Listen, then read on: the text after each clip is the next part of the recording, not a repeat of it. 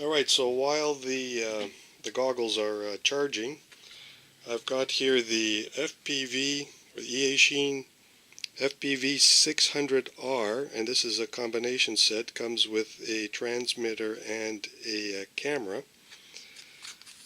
Well, let's look at the bottom of the box here. Oh, yeah, the bands are usually marked on the bottom, but unfortunately Banggood, where I got this, is elected to put their identification sticker right on top of it.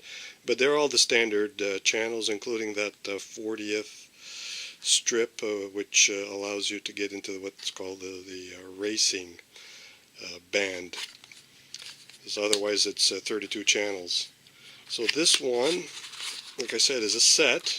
And, well, as we open it here, I see it's got a, there we go, English manual, like it says, ready to use. They've done a good job at making it fairly easy. And inside I'll find a camera, transmitter, as well as a already pre-made plug, which will use go straight to a 3S battery balance connector. I'll show you that in a second. So if we get this out here, we've got the camera here, which is the RC800 TVL camera. Put that down a second.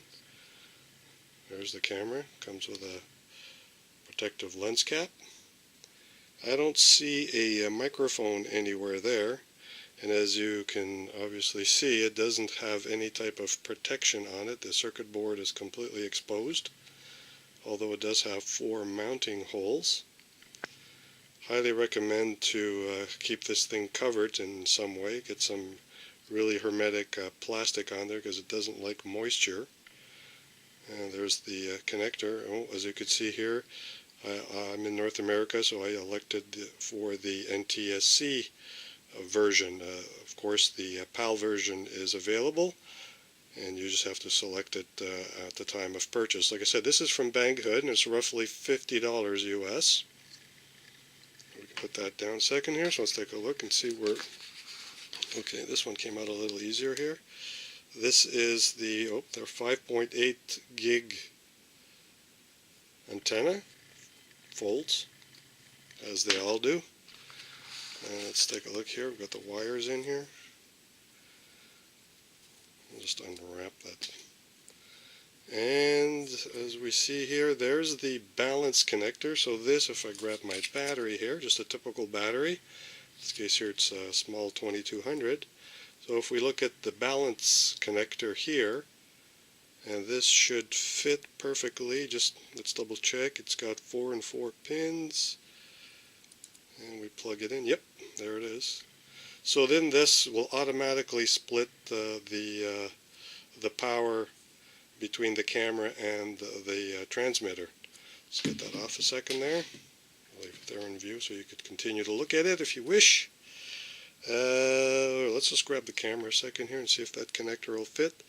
Of course, it has the keyed connector, so just make sure that that does match. So you can get that plugged in. That should go bottom.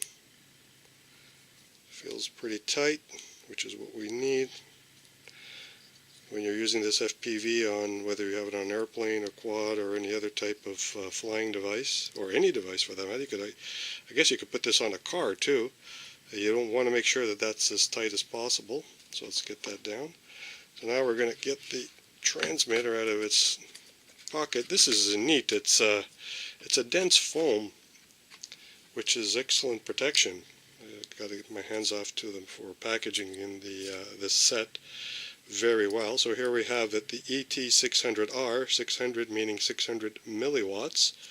Has a lot of power, but as you can see, it's fairly small. I have some other 600 transmitters, and they're pretty big.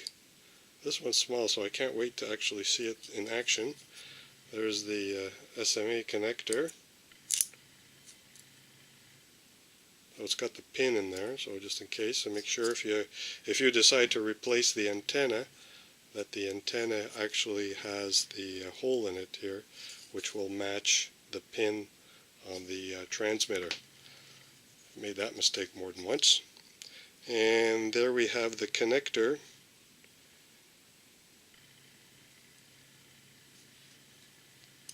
for the camera, which goes to and from the camera. Oh, and I just noticed this one, luckily, I don't know why they elected to do this as protected and not the camera, which is strange. So I'll just grab my knife here and see if I can remove some of this excess off without damaging the camera, and of course not damaging myself, because ooh, that's happened before. So we're very respectful of sharp objects, or at least I am.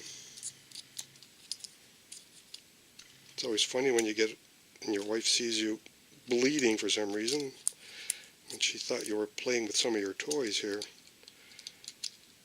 not realizing that involves, whoops, there it is, almost did it, involves sharp objects sometimes. Yeah, it's pretty tough plastic. I have to just keep going until it's finally trimmed off. Come on.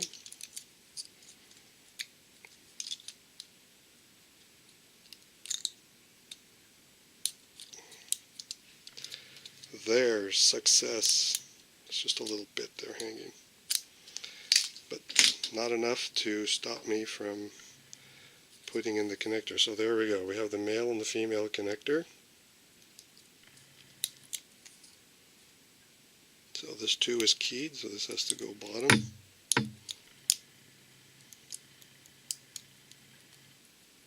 There we go. Let's get some of this plastic out of the way.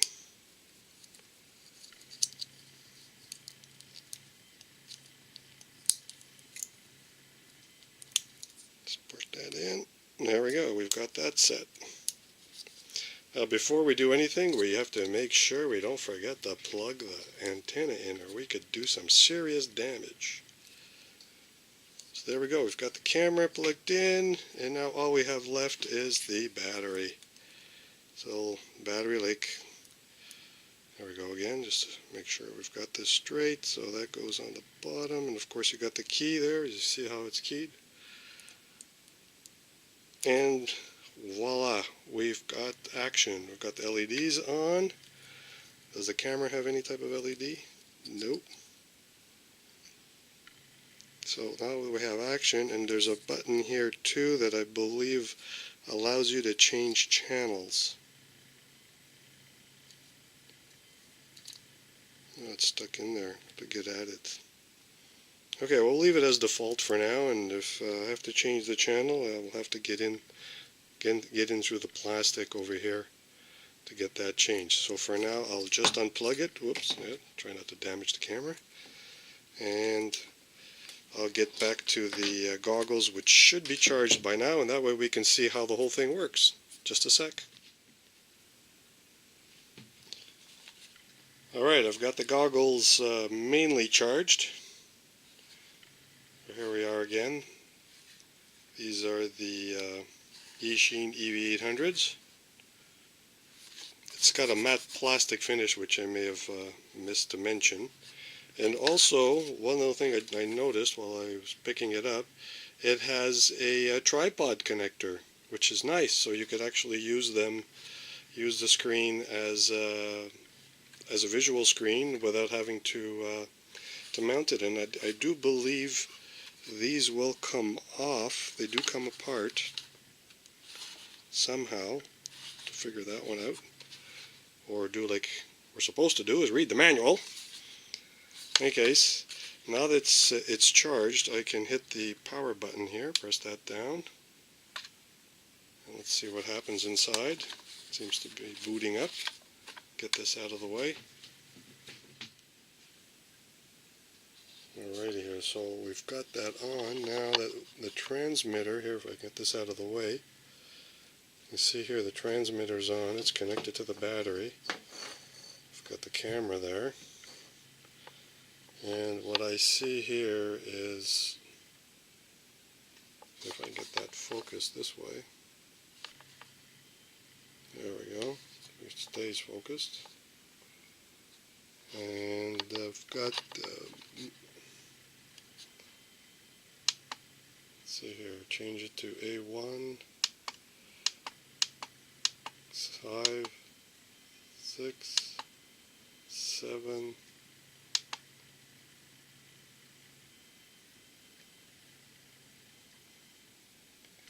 8, that doesn't work, A1, let's go to the band change.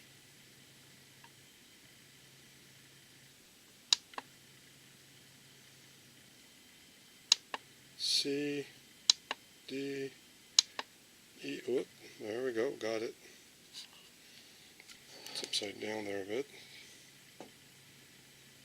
So there we go. You can see the quality's pretty good.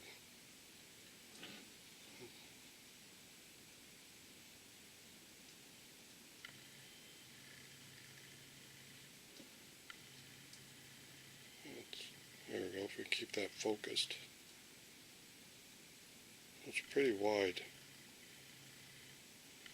So it looks like it's pretty nice, and the only thing that's left is to put it on the camera. Sorry, on one of my quads, or maybe even the Hexa. And it seems like these are redundant band and channels, the same action for both. And oh yeah, there's the menu button. Let's put my hand on the menu. There we go.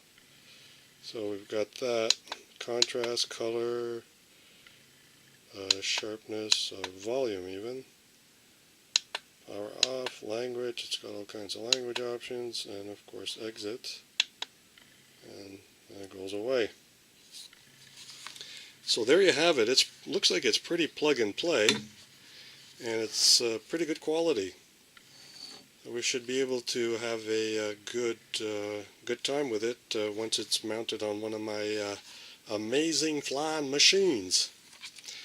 So that's it for now for the unboxing, and we'll maybe get a video going of the more practical aspects of having this, and we'll have some fun with that.